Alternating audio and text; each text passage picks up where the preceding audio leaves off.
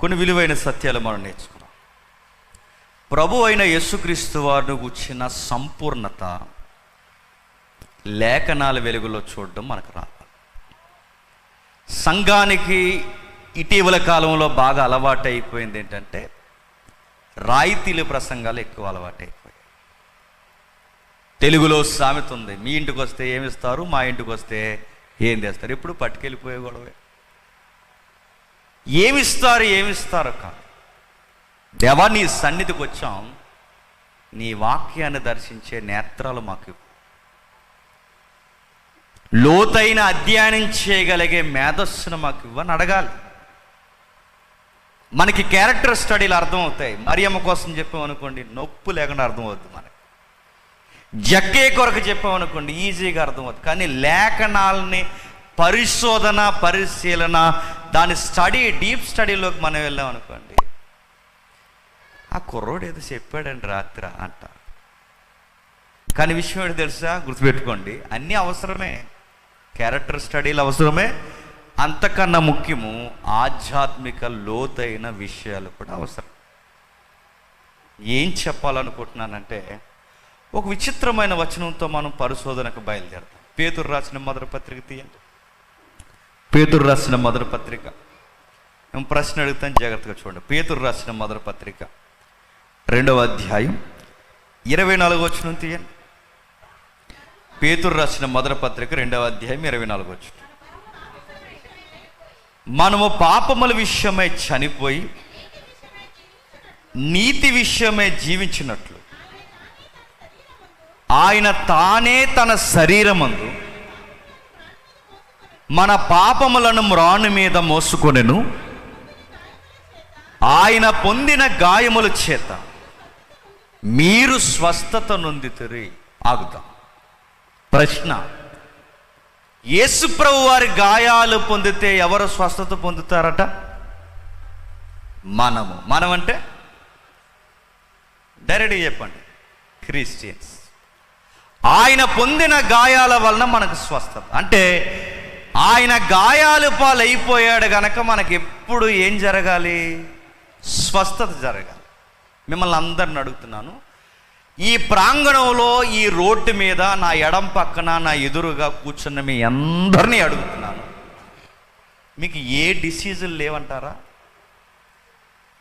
Disease అంటే రోగం. ఈ రోజుకి యేసుప్రభుని నమ్ముకున్న మనకి ఏదొక బెడద రోగం పట్టి పీడిస్తుందా లేదా? పీడిస్తుంది. ఆడవాళ్ళకు ఉండే ప్రాబ్లమ్స్ ఆడవారికి ఉన్నాయి, మగవారికి ఉండే ప్రాబ్లమ్స్ మగవారు ఉన్నాయి. ఆడ మగ తేడా లేకుండా 40 ఏళ్ళు దాటితే అందరికీ సమానంగా వచ్చే బంపర్ ఆఫర్లు ఉన్నాయి. షుగర్లు, బీపీలు, అల్సర్లు, కడుపు నొప్పులు, పిప్పలు బాధ, అరికాల మంటలు, అన్ని ఆఫర్లు ఇవి. తల బండిపోతుంది, గడ్డాలు మెరిసిపోతున్నాయి, కళ్ళ కింద లొట్టలు వస్తున్నాయి. ఎన్ని మేకప్లు చేసినా ఎడార్లు ఎండిపోయిన ఇరసెట్లాగే తయారవుతున్నాం. రోగమే. ఒకప్పుడు ఏం తిన్నా అరిగేది, సారు కూడా అరుగుతలేదు ఈ మధ్య. ఒకప్పుడు ఏ పరిస్థితి అయినా బాగుండేది. మరి పేతురేట్ ఎలా చెప్తున్నాడు? ఆయనను నమ్ముకున్న వారికి, ఆయనను వెంబడించిన వారికి, ఆయన వైపు నేరుగా చూసిన వారికి ఆయన పొందిన గాయాల వలన స్వస్థ. అంటే ఆయన సిలువ వేయబడమే మనకి స్వస్థత. దీన్నే మూల పదం ఏమంటారంటే యెహోవా రాఫా అంటారు. స్వస్థపరచు యెహోవా. ఆ స్వస్థపరచు యెహోవాకి నిలువెత్తు రూపం, దేవునికి రిప్రజెంట్గా న్యూ టెస్టిమెంట్లో మనకి ఎక్స్పోజ్ అయిన క్యారెక్టర్ లార్డ్ మెస్సయ్య, ప్రభు అయిన యేసుక్రీస్తు వారు. అంటే ఆ యెహోవా రాఫా అనే పదానికి నిలువెత్తు అర్థమే ప్రభు అయిన యేసుక్రీస్తు. అందుకే ఆయన వైద్యుడు అనుంది, స్వస్థపరచువాడు, సమాధానకర్త, బాగు చేయవాడు. ఆయన గురించి రాస్తున్నాడు, ఇదిగో ఆయన గాయాల వలన స్వస్థత పడతామంటున్నారు. ఆయన గాయాలు పొంది 2000 సంవత్సరాలు అయ్యింది. మన రోగాలు ఎందుకు తగ్గట్లేదు? రిఫరెన్స్ రైట్ అంటారా, మన రోగాలు ఉన్నాయా లేదన్నది రైట్ అంటారా? చెప్పండి. చెప్పాలి. వాక్యం ఎప్పుడు సత్యం. ఇప్పుడు వాక్యం ఏమందంటే ఆయన పొందిన గాయాల వలన మీకు స్వస్థతలు వస్తాయి అన్నారు. మరి స్వస్థతలు వచ్చినప్పుడు హాస్పిటల్కి ఎందుకు వెళ్తున్నారు? మీకు డౌట్ వచ్చింది, దీని పాస్టర్ గారేనా అని. నేను పాస్టర్ గారిని. ఇలా మాట్లాడుతున్నాయి, ఏతువాదులు కదా మాట్లాడతారంటే, ఏతువాదులు కూడా నోటి మీద ఏలేసుకునేది సత్యం అని వినాలి అంటే నువ్వు పట్టుకున్న బైబిల్ లోతేంటో నీకు తెలియాలి. ప్రశ్నించేవాడు ప్రశ్న ఏదో ఈరోజు పెద్ద ప్రశ్నలా ఈరోజు క్రైస్తవుల మీదకి వాడు ఇసురుతున్నాడంటే మనకు తెరం లేక, మనకు చదవడం రాక, వాక్యపు సారం తెలియక మనం వస్తాం, ఫ్యాన్లు ఎక్కడ ఉన్నాయి చూసుకుంటాం, తిన్నంగా కూర్చుంటాం. చెమట ఎక్కకూడదు, పాస్టర్ గారు ఏలు ఎత్తకూడదు, మన మీదకి ఏమనకూడదు, నొప్పి రాకూడదు, గోళ్ళకి జారబడిపోవాలి. మిమ్మల్ని కదలండి, గోళ్ళకి జారబడిపోతారు. ఎక్కడ కూర్చునే వాళ్ళు అక్కడ కూర్చుంటారు, చక్కగా కూర్చుంటారు. కొంతమంది పాస్టర్ గారికి నేరు కూర్చోరు, కొంచెం డిస్టెన్స్లో మెయింటైన్ చేస్తారు. నొప్పి ఉండకూడదు, మనకు అస్సలు ఏం నొప్పి ఉండకూడదు. అరే నీకు కూర్చొని ఒక గంట కూర్చుని వాక్యం ఉండడానికి నీకు నొప్పి లేకపోతే అసలు నువ్వు బైబిల్ చదువుతావా? డౌట్ అవుతుంది.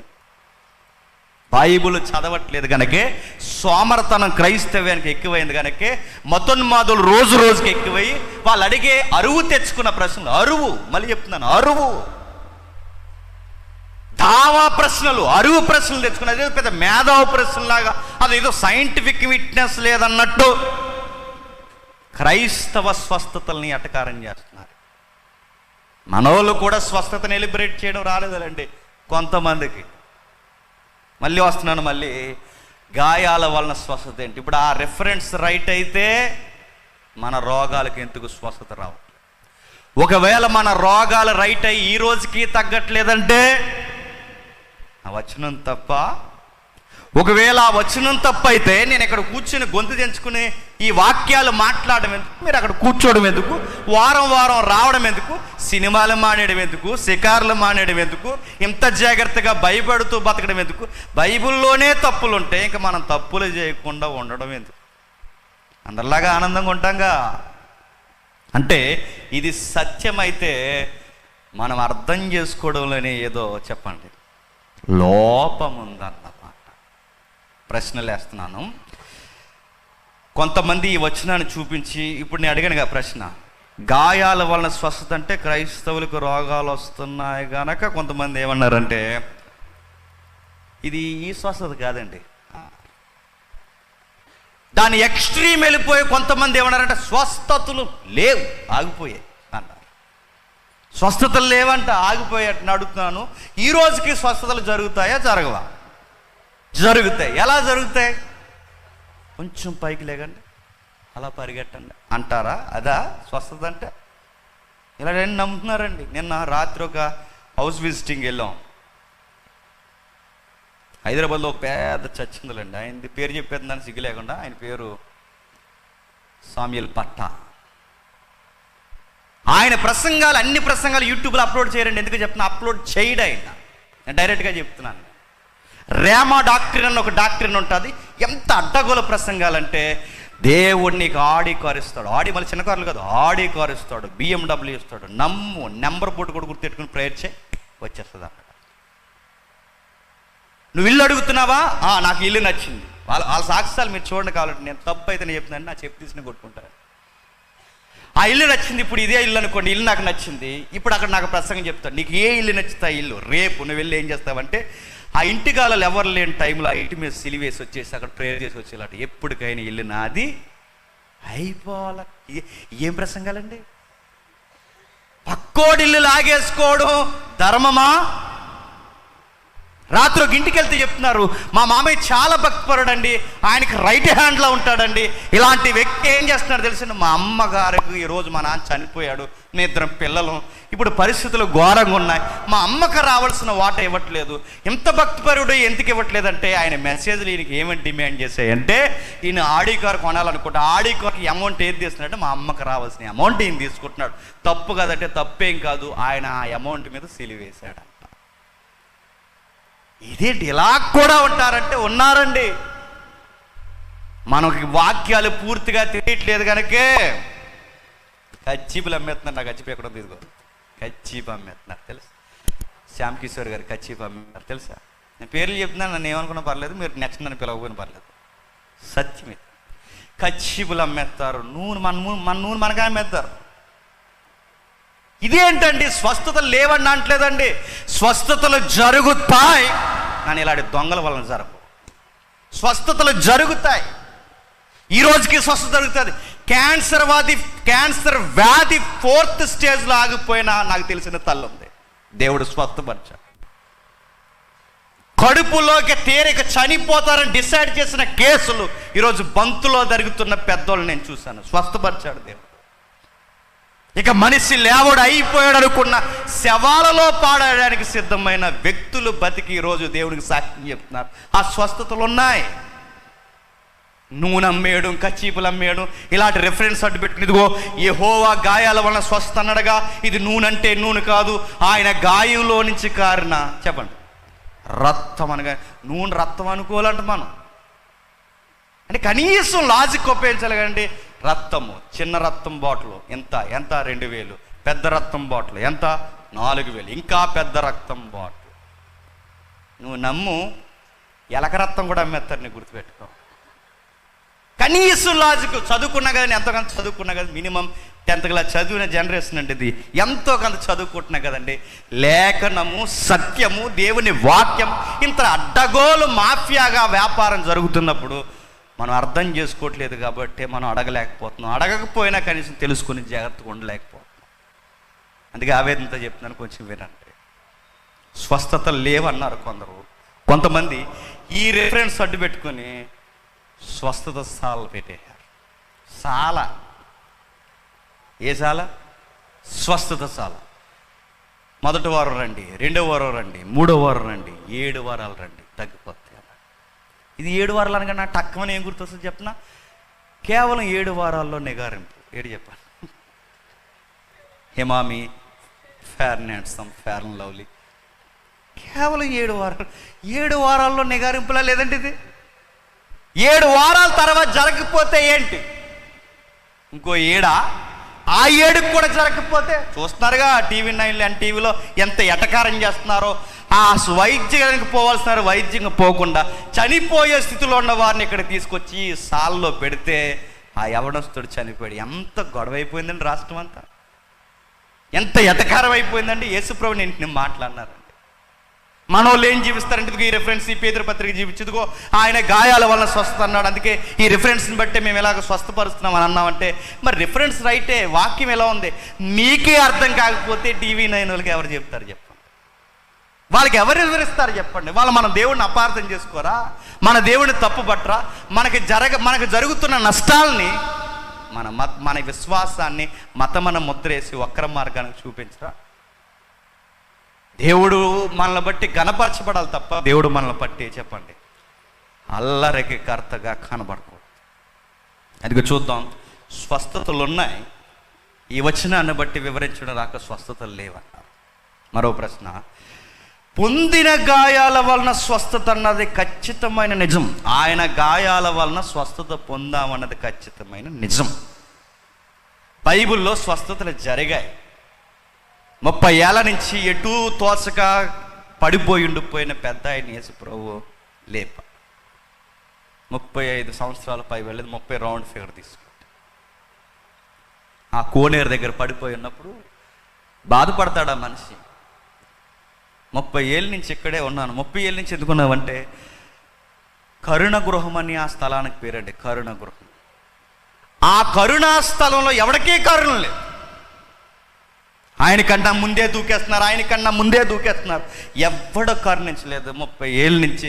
అరే 30 ఏళ్ళ నుంచి ఉంటున్నాడు రా, కనీసం ముందుగా కోనేటిలోకి దించుదామని ఒక్కడు అనుకోలేదు. ఎందుకంటే ఆయన బాధపడి ఒక మాట అంటాడు, నాకు ఎవరు లేరయ్యా, నా శరీరాన్ని కూడా నేను కదుపుకోలేను. అలాంటి రోగుల్ని స్వస్థపరిచిన దాఖలా, చనిపోయిన లాజర్ని, కుళ్ళిపోయిన శవాన్ని లేపేసిన దాఖలాలు ఉన్నాయి. దావీదు కుమారుడా కరుణించవయ్యా అని ఆయన వైపు చూసి ఆర్తనాదనాలు చేస్తే పుట్టుగుడ్డు వారికి చూపునిచ్చిన కేస్ స్టడీలు ఉన్నాయి.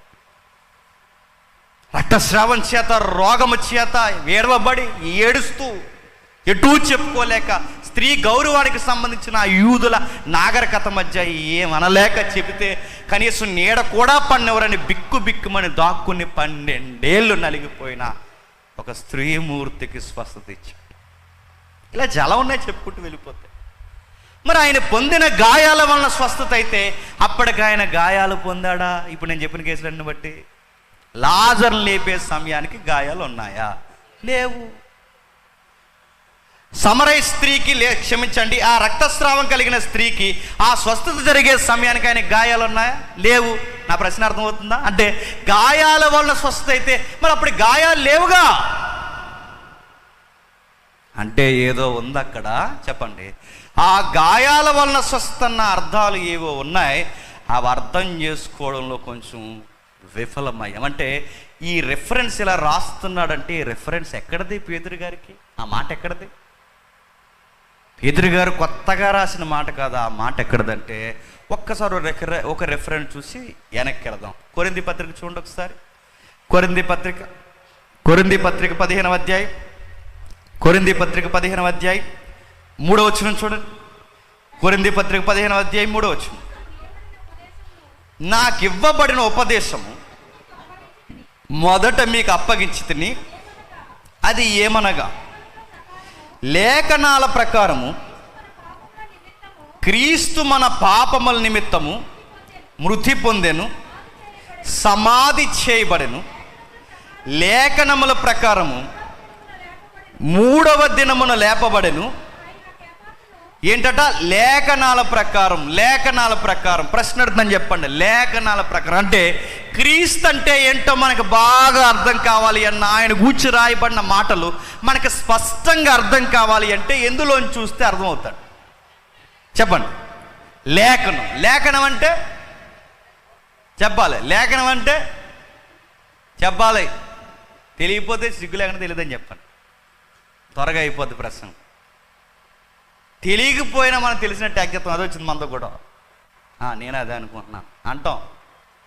అదే మనము ఎక్కడైనా భాగమేనండి. ఎక్కడ బయట ఏ విషయం తెలియకపోయినా నష్టాలు ఏమనవండి. మరి అక్కడ ఎంత యాక్టింగ్ చేసినా పర్లేదు. వాక్యం దగ్గర తెలియకపోతే తెలియదు, తెలిస్తే తెలుసు. ఇప్పుడు మీ సహోదరుడిని మీ బిడ్డలు అటువంటి అడుగుతున్నాను, లేఖనం అంటే ఏంటి చెప్పండి. ఏంటంట? దేవుని వాక్యం అడుగుతున్నా. నేను పర్యాయ పదాలు అడగట్లేదు. లేఖనం అంటే దేవుని వాక్యం, వాక్యం అంటే లేఖనం. పర్యాయ పదాలు ఇవి కాదు. లేఖనం అంటే నెక్స్ట్ లేఖనాల్లో రాయబడిన ప్రకారమే జరుగుతుందట. లేఖనాల్లో నుంచి ఆయన అర్థం చేసుకోండి. లేఖనం అంటే చచ్చారు ఈరోజు నా చేతిలో. చెప్పండి. లేఖనం అంటే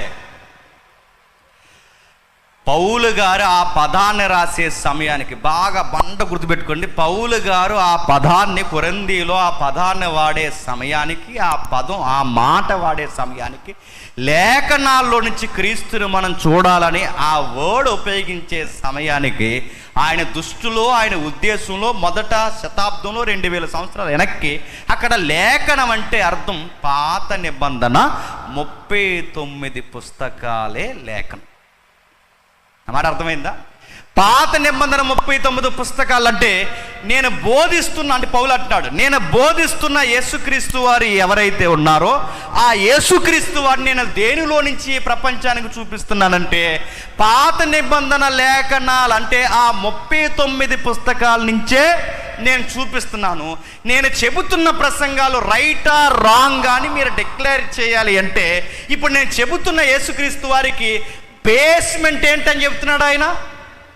పాత నిబంధన పుస్తకాలు అంటే ఇప్పుడు పౌలు గారి ప్రసంగం రైటా రాంగా తెలియాలంటే పాత నిబంధన పుస్తకాలకి సరిపోయిన పదాలు ప్రసంగం ఉంటే ఈయన చెప్పిన ప్రసంగం రైటు. అది పౌలు గారికి అయినా. ఇప్పుడు అదే కొలత ఎవరికి వర్తిస్తుంది? పేతురు గారికి. ఎందుకంటే మనం కదిపిన వచనం ఎవరిది? పేతురు గారు. ఇప్పుడు పేతురు గారు చెబుతున్న మాట కూడా ఎక్కడో 39 పుస్తకాల్లో ఉండాలన్నమాట. ఎక్కడుంది? యెషయా గ్రంథం 53వ అధ్యాయం 5వ వచనంలో ఉంది. ఆ మాటని ఇక్కడ రాశాడు. ఎవరు? పేతురు గారు. ఏమని రాశాడు చదవండి ఇప్పుడు.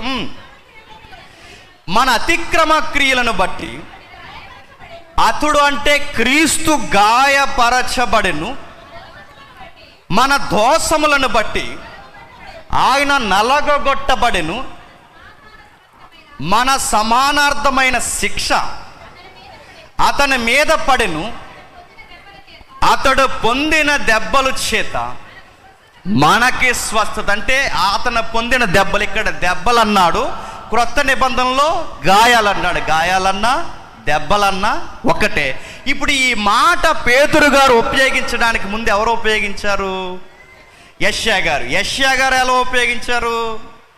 పరిశుద్ధాత్మను బట్టి ఉపయోగించాడు. అంటే ఇది ఎవరి ఉద్దేశాలతో రాయబడినది కాదు, సాక్షాత్తు పరిశుద్ధాత్మ దేవుడు ఉపయోగించిన మాటలు. అంటే ఇవి అక్షర సత్యాలు.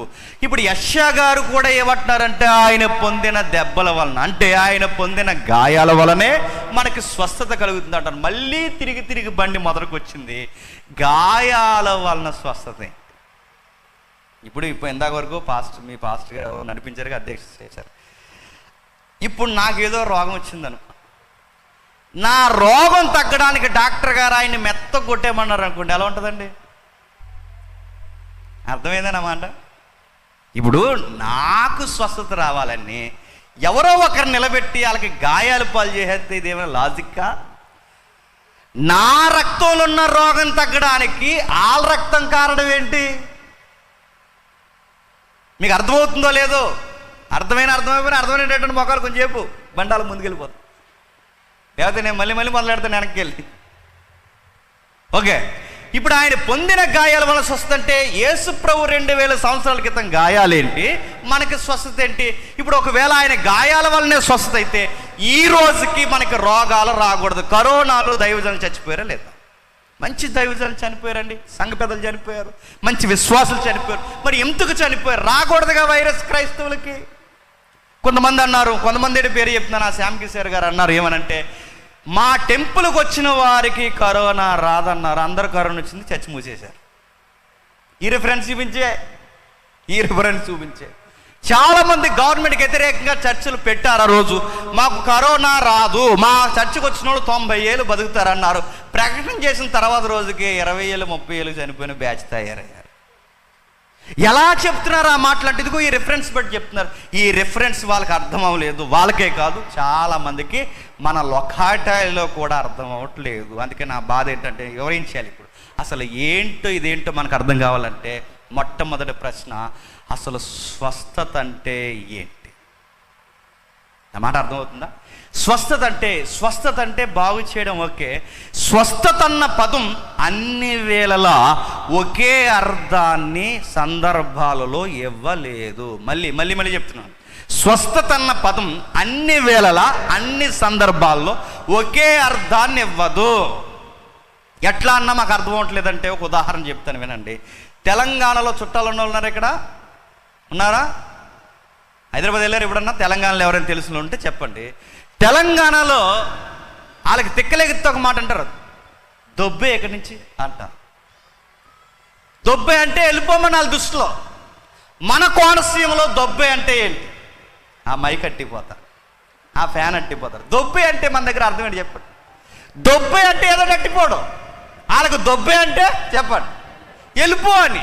అంటే ఒకే పదం స్టేట్ దాటేసరికి ఒకే పదం, పరిస్థితి మారేసరికి ఒకే పదం, ఇక్కడి నుంచి అక్కడికి జర్నీ చేసేసరికి ఏమైంది చెప్పండి?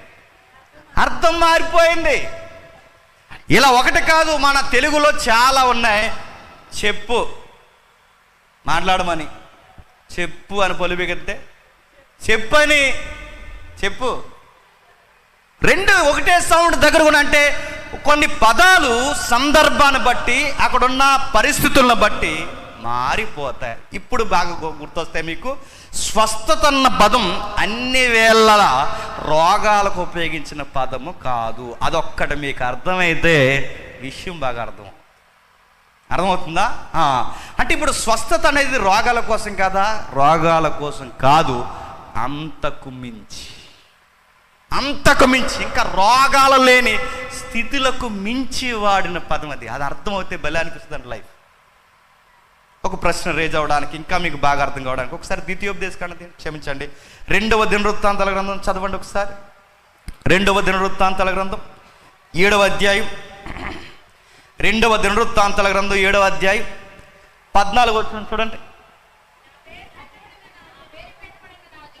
నా పేరు పెట్టబడిన నా జనులు తమ్మును తాము తగ్గించుకొని ప్రార్థన చేసి నన్ను వెతికి తమ చెడు మార్గమును విడిచిన ఎడల ఆకాశము నుండి నేను వారి ప్రార్థన విని వారి పాపములు క్షమించి వారి దేశాన్ని స్వస్థపడతాను. మళ్ళీ అండర్లైన్, ఏ పెన్ ఉంటే ఆ పెన్తో గీయండి. ఏంటట? దేశానికి స్వస్థత అని అడుగుతున్నాను. దేశానికి స్వస్థత ఏంటండి? దానికి ఏం రోగం వచ్చింది? గోళ్ళకు రోగాలు వస్తాయా? నేను అడుగుతున్నాను, పొలానికి రోగం ఏంటి? భూమికి రోగం ఏంటి? మీరు గుడజారి అప్పారావు గారు డెఫినేషన్ తీసుకురాకండి ఇక్కడికి. జి అప్పారావు గారు తెలుసు కదా. గుడజారి అప్పారావు గారు ఏమన్నారంటే, దేశం అంటే మట్టి కాదో, దేశం అంటే మనుషులు. ఆయన డెఫినేషన్ వేరు. దేశం అంటే మట్టి కాదు, దేశం అంటే మనుషులు. ఆయన సందర్భం వేరు, ఆయన టెక్స్ట్ వేరు. ఆయన ఉద్దేశంలో దేశం అనగానే మట్టి, చెట్టు, శ్యామ, రాళ్ళు, రప్పలు అనుకుంటున్నారు. దేశం అంటే మొట్టమొదటి మనుషులు. ఇప్పుడు అప్పారావు గారి డెఫినేషన్ తేకూడదు ఇక్కడికి. అప్పారావు గారి డెఫినేషన్ వేరు, చెప్పండి. పరిశుద్ధాత్ముడి యొక్క డెఫినేషన్ వేరు. ఇప్పుడు మరలా దేశం అంటే ఏంటంటే, దేశం అంటే దేశమే. దేశం అంటే నైసర్గిక స్వరూపం కొరకే మాట్లాడుతున్నాడు, జాగ్రఫీ కొరకే మాట్లాడుతున్నాడు, భూభాగాల కొరకే మాట్లాడుతున్నాడు. దేశానికి రోగం ఏంటండి? ఇప్పుడు మనకు జ్వరం వచ్చింది అనుకోండి, డల్గా ఉంటాం. దేశానికి ఎకరాలకు జ్వరం వస్తే డల్గా ఉంటుంది. అది దేశానికి జ్వరం ఏంటి? దేశానికి రోగం ఏంటి? దానికి ఏం రోగం వచ్చింది? దాన్ని స్వస్థపడతా అంటాడు యెహోవా. అంటే దాని అర్థం ఏంటంటే, దేశానికి రోగం రావడం అంటే పండే పంటలు పండడం మానేస్తాయి, పడే వర్షాలు పడడం మానేస్తాయి, పారే నదులు పారడం మానేస్తాయి, వికసించే మొక్క వికసించడం మానేస్తుంది, దిగుబడి తగ్గిపోద్ది. అంటే ఇప్పుడు దేశానికి స్వస్థత లేదు. దేశం ఏమైంది? దేశానికి చీడపీడ పట్టింది. ఇప్పుడు ఈ దేశానికి పట్టిన చీడపీడ పోవాలి అంటే దేశానికి స్వస్థత. దేశానికి స్వస్థత అంటే మళ్ళీ పంటలు పండాలి, మళ్ళీ నదులు పారాలి, మళ్ళీ వర్షాలు కురవాలి, మళ్ళీ యథాస్థితికి రావాలి. ఇప్పుడు దేశానికి స్వస్థత అంటే అర్థం ఏంటి? యథాస్థితికి వచ్చేదాన్ని, అంటే ఎలా ఉన్నది మళ్ళీ అలా వచ్చేదానినే స్వస్థత. ఇప్పుడు దేశానికి నేను స్వస్థత ఇస్తా అన్నాడు. ఎప్పుడు స్వస్థత? మీరు నా మాట వింటే ఈ భూమి మీ మాట వింటుంది. మీరు నా మాట వినకపోతే ఈ భూమి మీ మాట వినదు. మీ దేశానికి స్వస్థత అంటే మళ్ళీ మీ పంటలు పండి, మీకు దిగుబడి బాగా వచ్చి, మీ కడుపులు బాగా నిండి, మీ సంతానాభివృద్ధి జరగాలి అంటే, దేశము ఫలభరితంగా ఉండాలి అంటే మీరు నా దగ్గర పాపాలు క్షమించమని గోజాడితే మళ్ళీ మీ దేశానికి స్వస్థత వస్తుంది. ఇప్పుడు దేశానికి స్వస్థత రావడం అంటే ఎలా పండే పంటలు అలా పండడం, ఎలా పారే నదులు అలా పారడమే స్వస్థత. అంటే యథాస్థితికి వచ్చే దాన్నే ఏమంటారు చెప్పండి? స్వస్థత. అంటే ఇప్పుడు దేశానికి స్వస్థత అన్న దగ్గర అర్థం మారిపోయింది. అంటే ఎలా ఉన్న స్థితికి అలా వచ్చేదాన్నే స్వస్థత అంట. కానీ మన వాళ్ళు ఏమంటున్నారు స్వస్థత అంటే? ఇప్పుడు నాకు చెయ్యి ఇరిగిపోయింది అనుకోండి, నాదే అనుకోండి, ఎందుకంటే ఎవరిదన్నే ఒప్పుకోరు కాబట్టి, నాది ఇరిగిపోయింది అనుకోండి, నా చేతికి స్వస్థత రావడం అంటే ఏంటి చెప్పండి? కుట్లేసిన తర్వాత మళ్ళీ బాగుపడమా? కొంచెం ఎలా పైకి లేపు, కొంచెం అలా పైకి లేపు, అలా లేపిన నాకు మైక్ ఇచ్చేసి కొట్టండి సపోర్ట్లు కొట్టండి అంట. అదా స్వస్థత అంటే తెలుసా? అంతకుముందు నా చెయ్యి ఎలా ఉండేదో మళ్ళీ అలాగే ఇంత వంకు కానీ లోపం కానీ లేకుండా ఎలా ఉన్న చెయ్యి మళ్ళీ అలా రావడమే స్వస్థత. అంత బ్రైట్గా ఉన్నాయా? అంటే స్వస్థత అన్న పదానికి బైబిల్ అర్థం ఏమిస్తుందంటే ఎలా ఉన్న స్థితికి అలా రావడం. ఇది మీకు అర్థమైతే పడిపోయిన ఏదైనా, ఈ మాట బాగా వినాలి, పడిపోయిన నిటారుగా ఉన్న దాన్ని, పడిపోయిన ఏదైనా మళ్ళీ యథాస్థితిగా వచ్చేదాన్ని రెస్టోరేషన్ అంటారు. ఇలా ఉన్నదాన్ని మళ్ళీ ఈ స్థితికి, అంటే ఎలా ఉన్నదంటే ఇప్పుడు దేశం పడ్డది, పంటలు పంట మానింది, మళ్ళీ పండుతుంది. ఎలా వచ్చింది? యథాస్థితికి వచ్చింది. ఇప్పుడు యేసుప్రభు పొందిన గాయాల వల్ల మనకు స్వస్థతలు అంటే ఇప్పుడు మనందరం ఏవైనట్టు పడిపోయాం. ఎక్కడి నుంచి పడిపోయాం? అసలు జీవితం ఇది కాదు, ఒక అసలు జీవితం నుంచి పడిపోయి. అసలు జీవితం అంటే తెల్లెంటికలు రావు, అది జీవితం. టీవీలో అడ్వర్టైజ్మెంట్ వస్తుంది, ఏమని తెలుసా? తెల్ల వెంట్రుకలు పీకేయకండి, అలా గోదరేజ్ కట్ చేయండి, ఇలా కలపండి, రాయండి, ఎంత నిగారింపో చూడండి అన్నారు. కట్ చేసేసారు బ్యాచ్. నేను అడుగుతున్నాను, అయ్యా నీకు ఎన్ని రోజులు ఉంటుంది చెప్పు. కాటికి రాసేస్తారండి, కాటికి మసేసినట్టు ఉంటుంది. ఓ మాట చెప్పండి, తెల్లెంటుకలు అలా ఉండేయండి, బాగుంటాయి. నిజంగానే సీనియారిటీ అది. నేను అడుగుతున్నాను, చాలామందికి మనసులో మీరు ఒప్పుకోకపోయినా నాకు ఉంటుందండి, ఎప్పుడు మనం కాస్త హెల్దీగా బ్యూటీగా ఉండాలని అనిపిస్తుంది, ఫిట్గా ఉండాలనిపిస్తుంది, అనిపిస్తుందా? ఖచ్చితంగా అనిపిస్తుంది. ఎవరిగా అనిపిస్తుంది కాబట్టి అద్దంలో చూసుకుంటాం, అనిపిస్తుంది కాబట్టి స్నానం చేస్తాం, అనిపిస్తుంది కాబట్టి అప్పుడప్పుడు కొంచెం తగ్గిస్తాం, కొంచెం పెంచుతాం. ఎవరికైనా అనిపిస్తుంది. తెల్ల వెంట్రుకలు రావడం ఎవరికి ఇష్టం ఉండదండి, ఉంటుందా? రోగాలు రావడం ఎవరికి ఇష్టం ఉండదండి. వయసు మారిపోతున్నప్పుడు వయసు తగ్గిపోవడం ఎవరికి ఇష్టం ఉండదండి. నేను అడుగుతున్నాను, ఎందుకు తెల్లంటికలు రావాలి, ఎందుకు మడతలు పడాలి, ఎందుకు తగ్గిపోవాలి, ఎందుకు మనిషి ఇలా నీరసించిపోయి ఒకరోజు ఎందుకు చచ్చిపోవాలి? ఇది కాదు మన జీవితం. తెల్ల వెంట్రుకలు రావడం, ముడతలు పడిపోవడం, రోగాల బారిన పడిపోవడం, నీకన్నా ముందు నీ భార్య, నీకన్నా ముందు నీ భర్త, నీ పిల్లలో ఎవరో ఒకరు చనిపోవడం, ఈ బాధల మధ్య ఏడవడం, ఏంటి స్థితి? దీన్ని తప్పించే నాదులు లేరన్న ఈ ఏడుపు జీవితం కాదు మన జీవితం. ఒకప్పుడు మన జీవితం నిటారు జీవితం. ఆ జీవితం ఎలా అంటే తెలుసా? రోగాలు, వయస్సు తగ్గని జీవితం. అది పోయింది కాదు, పోగొట్టింది మానవ ప్రపంచం. పోయింది కాదు, మన మూలాల జనకలు చెడగొట్టారు, తెగ్గొట్టారు. ఆదాము, అవ్వ. మీరు ఎప్పుడైనా గమనించండి, ఏదైనా తోటం జీవితాన్ని మీరు ఎప్పుడైనా గమనించండి. అవ్వమ్మ లేట్ అయిపోయింది, ఈరోజు త్వరగా పడుకోవాలి, రేపు పిండి రుబ్బాలని ఏమైనా టెన్షన్ ఏంటి ఏదైనా తోటలో ఉందా? త్వరగా నిద్రపోవాలి, రేపు ఆఫీస్కి వెళ్ళకపోతే టయానికి నేను వెళ్ళలేనని టెన్షన్ ఉందా ఆయనకి? రేపు బ్రేక్ఫాస్ట్ ఏంటి, లంచ్ ఏంటి, డిన్నర్ ఏంటి, డిష్ ఏంటి, గొడవందాలకి? తినకపోతే ఏమైపోతాం, తింటే ఏమైపోతాం, ఏంటి ఈ మధ్యలో పొట్టొచ్చేసింది, బిర్యానీలు ఎక్కువ తినే కంగారందాలకి? అసలు అంతకన్నా ఏంటి, అసలు బట్టలు ఉన్నాయా వాళ్ళకి? నేను అడుగుతున్నాను, బట్టలు ఎందుకు వేసుకుంటాం చెప్పండి? ఎందుకు వేసుకుంటాం చెప్పండి, సిగ్గులేకండి చెప్పండి. ఎందుకు వేసుకుంటాం చెప్పు. ఎందుకు వేసుకుంటాం తెలియదు, వేసుకుంటాం మనం, అది గొడవ. వేసుకోద్దని కదండో, మళ్ళీ నన్ను అరెస్ట్ చేస్తారు. వేసుకోండి. ఎందుకు వేసుకుంటాను తెలుసా? ఇప్పుడు ఈ బట్ట వేసుకున్నాను, ఇది ఎందుకు వేసుకున్నాను?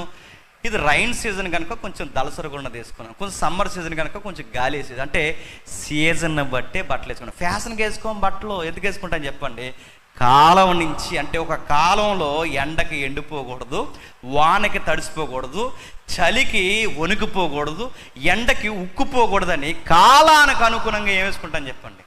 బట్టలు వేసుకుంటాం. ఒకవేళ వేసుకోకపోతే వడదెబ్బకి ఎగిరిపోతావు, వేసుకోకపోతే చలికి వణికిపోయి చలిదరంతో చచ్చిపోతావు, వేసుకోకపోతే వర్షానికి విలవిల్లాడిపోతా. అంటే ఒక కాలాన్ని మన శరీరం ఎదుర్కోలేదు.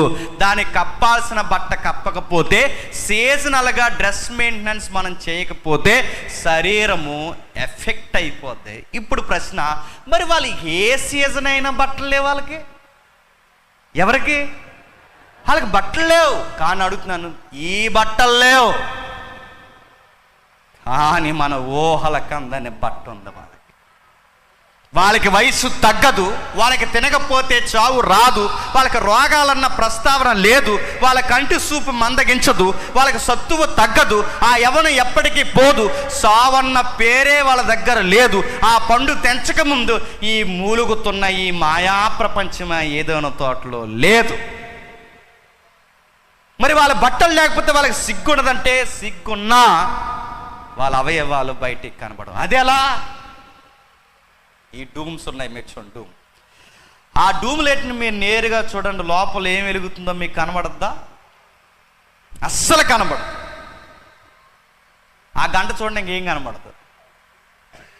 డూమ్ వెలుగుతున్న సేపు లోపల ఉన్న పిల్మెట్ కనబడదు. ఆ పిల్మెట్ మనకు కనబడాలి అంటే చెప్పండి, పవర్ పోతే లోపల ఉన్నవన్నీ బయటికి కనబడతాయి. అంటే ఇప్పుడు ఈ లైట్కి వస్త్రం ఏంటి చెప్పండి? దాని వెలుగే దానికి వస్త్రం. లోపల ఉన్న పిల్లమెట్ కనబడకుండా దాన్ని కప్పేసింది. దాని వెలుగే తన లోపల ఉన్న అంతర్గత భాగాల్ని కప్పేసింది. ఇది మీకు అర్థమైతే ఆదామవ్వలు మహిమతో ఉండేవారు. మహిమే వాళ్ళకి వస్త్రం. ఆ మహిమలో వాళ్ళు ఉన్నారు కనుకే రోగం లేదు, పురుటి నొప్పుల చావు లేవు, వాళ్ళకి భయంకరమైన ఆకలి దప్పులు లేవు, కన్నీరు లేదు, ఎండకి ఎండరు, వానకి తడరు. ఎన్ని సీజన్స్ మారిపోయినా ఆ బాడీకి ఏం జరగదు. ఆ బాడీ ఎట్లాగైనా మౌల్డ్ అవుద్ది. ఆ బాడీ నేమ్ మహిమా దేహం అన్నారు. అక్కడి నుంచి పడిపోయాము. ఎక్కడి నుంచి? ఆదామవ్వలు ఎప్పుడైతే పండు తెంచారో ఆ స్థితి నుంచి పడిపోయాం. మళ్ళీ స్థితి రావాలి అంటే ఏమవ్వాలి చెప్పండి? అయ్యగారు చేసిన దానికి, మన అమ్మల అమ్మగారు చేసిన దానికి, ఆ అమ్మలందరూ చేసిన దానికి, మన అయ్యలందరూ చేసిన దానికి, మనమందరం చేసిన దానికి రుణం కట్టాలి. రుణం. ఆ రుణం కట్టి ఆయన గాయాలు పొందితే, ఆయన దెబ్బలు తిని రక్తం కారితే, చేసిన పాపాలకు రుణం కట్టబడితే మళ్ళీ మనకు స్వస్థ. అంటే ఎక్కడి నుంచి పడిపోయామో చెప్పండి, మళ్ళీ అక్కడికి వెళతామన్నమాట. దీనినే చెప్పండి స్వస్థత అంటే. మళ్ళీ రోగాలు రాని స్వస్థత, ఇక రోగమనే పదమనే లేని స్వస్థత. అసలు ఈ జీవితం కానీ ఒకప్పుడుండే ఉన్నతమైన జీవితంలోకి మళ్ళీ వెళ్ళిపోయే స్వస్థత. దేశం యథాస్థితికి వెళ్ళిపోవడం ఎలా స్వస్థతో, మనం ఈ స్థితి నుంచి మళ్ళీ ఆదామవ్వల మొదటి స్థితికి వెళ్ళిపోవడమే నిజమైన స్వస్థత. ఆ స్వస్థత జరగాలి అంటే ఆయన ఏమవ్వాలి చెప్పండి? గాయాలు పొందాలి. ఆ గాయాలు ఈ ప్రపంచానికి స్వస్థత అవ్వాలి. అందుకే అబ్రహాముకి చెప్తాడు. ఏమని చెప్తాడు తెలుసా? చూడండి ఒకసారి. నిర్గమాకాండం త్వరగా ముగించుకుందాం. నిర్గమాకాండం 19వ అధ్యాయం. నిర్గమాకాండం 19వ అధ్యాయం ముగించుకుందాం. 6వ వచనం. నిర్గమాకాండం 19వ అధ్యాయం 6వ వచనం. మోసేకి మళ్ళీ జ్ఞాపకం చేస్తున్నాడు. ఎప్పుడో అబ్రహాము మాట మళ్ళీ మోసే దగ్గర జ్ఞాపకం చేస్తున్నాడా? ఇశ్రాయేలు అయిన మీరు నాకు యాజకులు, పరిశుద్ధమైన జనముగాను ఉందురని చెప్పెను. మీరు ఇశ్రాయేలుతో పలకవలసిన మాట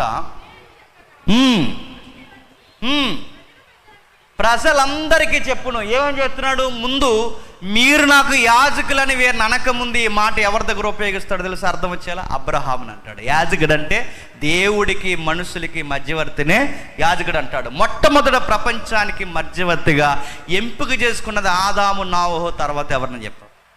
అబ్రహాముని. అబ్రహాముని అన్నాడు ఏమని? నీ ద్వారా ఈ ప్రపంచాన్ని ఆశీర్వదిస్తాడు. ఎలా ఆశీర్వదిస్తాడు? క్రీస్తుని అనుగ్రహించడమే ఆశీర్వదించడం. క్రీస్తుని అనుగ్రహించడం అంటే ఎలా అనుగ్రహించడం?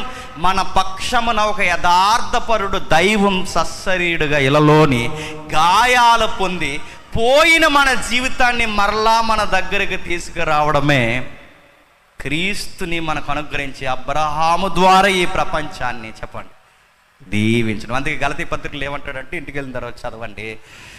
నీ సంతానములకు అనక నీ సంతానమునకు అంటే బహువచనం కాదు, ఏకవచనం. నీ సంతానములంటే నీ పిల్లల కోసం కాదు, నీ సంతానం అంటాడంటే నీ సంతానం అంటే ఆ సంతానం ఎవరో కాదు, ప్రభు అయిన యేసుక్రీస్తు. అంటే ఈ ప్రపంచంలో దేవుడు శిశువుగా పుట్టడమే, ఈ ప్రపంచంలో దేవుడు దీనుడిగా రావడమే ఈ ప్రపంచానికి గొప్ప దీవెన. ఎలా దీవెన, ఎలా స్వస్థత అంటే దేవుడు మన శరీరాల్ని మళ్ళీ రోగాలు లేని శరీరముగా, వ్యాధులు లేని శరీరముగా, బాధలు లేని శరీరముగా, అసలు ఆకలే లేని శరీరముగా, అసలు దాహంతోనే పని లేని శరీరముగా, మళ్ళీ ఈ ఓడబారని జీవితం అంటే ఈ ఓడిపోయే జీవితం లాంటి జీవితం కాకుండా ఎప్పటికీ ఓడబారిన జీవితాన్ని ఇవ్వడానికి, మన శరీరాలను బాగు చేయడానికి దేవుడు శరీరముగా ఇలాలో పెట్టుబడిగా నలిగిపోవాలి. ఇది స్వస్థత. ఇది జరిగినప్పుడు మరలా మనకి యథాస్థితికి వెళ్తాం. ఇప్పుడు మీకు ప్రశ్న రావాలి, మరి ఇంకా వెళ్ళలేదే? వెళ్ళిపోవాలి కదా, ఏదైనా తోటలోకి వెళ్ళామా? ఇంకా వెళ్ళలేదు. ఆయన పొందిన గాయాల వలన మరి ఏదైనా తోట అంటే మొదటి స్థితిలోకి వెళ్ళిపోవడమే స్వస్థతని యెషయా గారు పేతురు గారు అన్నారని మీరు అంటున్నారుగా. మరి ఇంకా మనం ఇంతకు వెళ్ళలేదు, ఇంకా మురుగుతున్నాం, ఇంకా తుమ్ముతున్నాం, ఇంకా అరుగుతలేదు, ఇంకా షుగర్ బ్యాచ్ ఉన్నారు చాలా మంది, ఇంకా అలాగే ఉన్నాం, మరి ఇంతకు వెళ్ళట్లేదు. ఈ క్లారిటీ చెప్పి నేను ముగిస్తాను. మొదటి రాకడలో గాయాలు పొందాడు, రెండవ రాకడలో పొందిన గాయాలకి స్వస్థత చేయబోతున్నాడు. దాని పేరే తమ తమ వరుసల్లో కుళ్ళిపోయి పాతి పెట్టబడిన శరీరాల్ని తమ తమ వరుసల్లో తిరిగి లేపడానికి ఒక రోజు రాబోతున్నాడు. దాని పేరే ప్రపంచ స్వస్థత అంటారు. ఆ రోజు ఆయన వస్తాడు, వచ్చి తిరిగి లేపుతాడు. ఆ లేపిన తర్వాత మళ్ళీ మనుషులు చనిపోరంటే చనిపోరు ఇంకా. దాని పేరు ప్రపంచ పునరుద్ధానం అంటారు, అది ప్రపంచ పునర్జన్మ అంటారు, అది ప్రపంచ పునర్జన్మ స్వస్థత అంటారు. దాన్నే రెస్టోరేషన్, దాని ఈక్వల్ టు వర్డ్ రెజరెక్షన్ అంటారు. అది జరుగుద్ది ప్రపంచానికి. అది జరిగినప్పుడు యథాస్థితికి వెళ్ళిపోతాం. యథాస్థితికి వెళ్ళిపోతే ఆ లైఫ్ వస్తుందంటే వస్తుంది. ఎక్కడుందా మాట? ప్రకటన గ్రంథం చూడండి ఒకసారి. ప్రకటన గ్రంథం ముగించేద్దాం. ప్రకటన గ్రంథం 7వ అధ్యాయం 16వ వచనం. ప్రకటన గ్రంథం 7వ అధ్యాయం 16వ వచనం నుండి, వారికి ఇక మీదట, ఎప్పుడు జరగబోయేది? వారికి ఇక మీదట. ఇక్కడ ఏ సందర్భం? ప్యారడైజ్ అన్నారు. ప్యారడైజ్ అంటే హైదరాబాద్లో ఉంది కదా బిర్యానీ, అది కాదు. జాయింట్ బిర్యానీ అది కాదు. దమ్ము అది కాదు. ప్యారడైజ్ అంటే అడుగుతున్నాను, ప్యారడైజ్ అంటే ఏంటి చెప్పండి. ప్యారడైజ్ అంటే చెప్పండి. ప్యారడైజ్ అంటే ఏంటి చెప్పండి. సరే బిర్యానీ అలవాటు అయిపోయింది. ప్యారడైజ్ అంటే చెప్పండి. ప్యారడైజ్ అంటే పరదేశ్ అని. పరదేశ్ అంటే ప్యారడైజ్ అనకండి. ప్యారడైజ్ అంటే పరదేశ్. పరదేశ్ అంటే అర్థం ఏంటి తెలుసా? ఇబ్రూ అర్థం ఏంటి తెలుసా? పరదేశ్ అన్న ప్యారడైజ్ అన్న అర్థం ఏంటంటే ఉద్యానవనం. ఉద్యానవనం, ఉద్యానవనం, ఉద్యానవనం. బాగా గమనించండి, ఉద్యానవనం.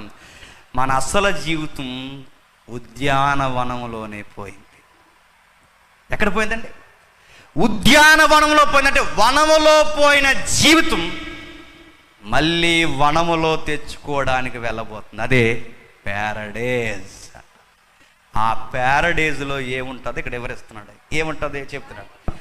వారికి ఆ రోజుకి మీదట ఆకలి ఉండదు. సేమ్ ఆదాము అవ్వలాగే వాళ్ళకి ఆకలైనను దాహమైనను ఉండదు. సూర్యునితో పని లేదు, ఏ వడగాలితో పని లేదు, వారికి తగలదు. ఏలైనగా సింహాసనం మధ్య నుండి గొర్రెపిల్ల వారికి కాపరి అయి జీవజలముల బుగ్గ ఎద్దకు వారిని నడిపించును. దేవుడే వారి కన్నుల నుండి ప్రతి బాష్ప బిందువును తుడిసివేయును. ఏమర్థమవుతుంది?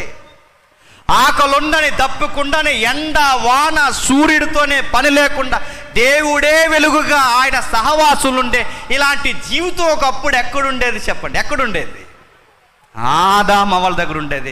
ఆ పోయిన జీవితాన్ని మళ్ళీ ఇవ్వడానికే, ఆదాము పోగొట్టిన జీవితాన్ని మళ్ళీ మనకి ఇవ్వడానికే కడపటి ఆదాముగా ఎవరు వచ్చారు చెప్పండి?